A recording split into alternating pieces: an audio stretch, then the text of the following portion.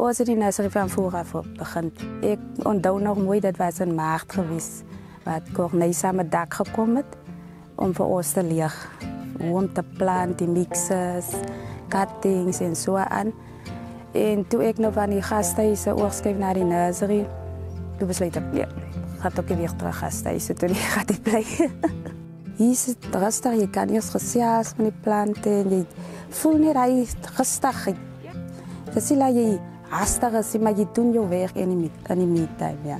Dit is een nieuwe connectie, want ik heb hulle niet van tevoren gekend. Ik heb net gezegd, dat is allemaal mooi, my blinker, maar ik heb nooit geweten, dat is doorgoed. Of Ramnes Plinoides, sy ding is zijn naam. Maar ik heb nooit geweten, dat is hy niet. Hij is nog net mooi voor mij gelijk, wat hij staan in die veld. En toen ik nou hier begin, toen... Dat is ook omdat ik zeg, ik is bij je lief.